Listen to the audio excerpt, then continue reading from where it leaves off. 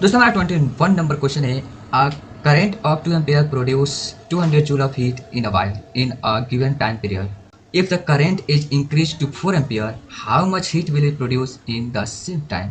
दोस्तों आपको जान के हैरानी होगी कि अभी जो आपका 21 नंबर क्वेश्चन है यहाँ से आपका थोड़ा लेवल कुछ ज़्यादा हाई हो चुका है, तो यहाँ पर आपको थोड़ी बहुत सोचनी पड़ेगी। यहाँ से जो 21 से जो क्वेश्चन आपको मिलने वाला है थोड़ी हाई क्वालिटी की होगी और क्वेश्चन में थोड़ी दिमाग भी लगानी होगी। तो ये तो तत्काल अभी क्वेश्चन जो आया है आपका ये हीट का जो क्वेश्चन है ये बोल रहा है कि 2 एम्पियर का जो करंट है जब पास किया जा रहा है तो 200 जूल का वो हीट प्रोड्यूस कर रहा है एक वायर में।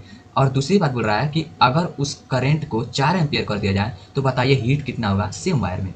तो ये क्वेश्चन थोड़ा आसान है। आप जो पहले वाले जो हीट कैसे डराइव किया गया, सॉरी हीट का फॉर्मूला कैसे डराइव किया गया है उस टेक्निक को आप अपना के यहाँ पे उसका आंसर निकाल सकते हैं। जिससे में आप पहले पढ़े होंगे कि एच जो होता है डायरेक्टली प्रोपोर्शनल होता है आई स्क्वायर का, एच जो होता है डायरेक्टली प्रोपोर्शनल होता है आर का, एच जो होता है डायरेक्टली प्रोपोर्शनल होता है टी का। तो हम यहाँ पे इसका यूज करने वाले हैं। जैसे में एच जो होता है डायरेक्टली प्रोपोर्शनल होता है आई स्क्वायर का। आपको ये बात पता होनी चाहिए अगर आपका टाइम और रेसिस्टेंस कांस्टेंट हो।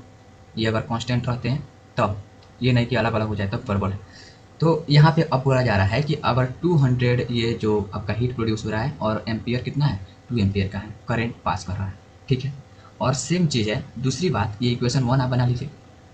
और दूसरी बात बोला जा रहा है कि कोई हीट प्रोड्यूस हो रहा होगा जो कि हम एच डैश मान ले रहे हैं। ये जो है अब 4 एम्पियर का करंट अगर इसमें ट्रांसफर किया जा रहा है तो कितना हीट प्रोड्यूस होगा, हम दो इक्वेशन बना लेते हैं। इससे आसान हो जाता है। और एक और कैलकुलेशन होता है वो थोड़ा हाई क्वालिटी का होता है तो उससे हम नहीं बनाते हैं, ठीक है। तो अब इससे आसान हो जाता है, इससे बनाने में कोई दिक्कत नहीं होता है। तो अब आप कीजिएगा, आसान है। अब यहाँ पे अब इक्वेशन बना लिए हैं, इससे थोड़ा आसान हो जाएगा। तो आप क्या कर दीजिए, फॉर्म इक्वेशन 1 और 2 में देखते हैं। तो पहले हम 2 को लिखेंगे और फिर 1 को लिखेंगे, ठीक है।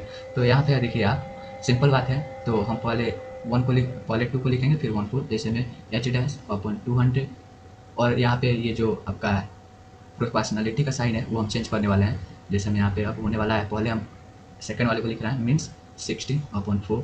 ये हो जाएगा आपका, ये स्क्वायर कर सकते हैं आप, सिंपल है। अब यहाँ पे हम चेंज करते हैं, प्रोपोर्शनलिटी का साइन हटाते हैं तो ये होगा 200 और ये इक्वल टू का साइन आएगा और 16/4 मीन्स से कट कर आपका होने वाला है 4। मीन्स आपका एच डैश जो है आगे आपका कितना 800 और हीट जो होता है जूल में होता है। और यही आपका आंसर है।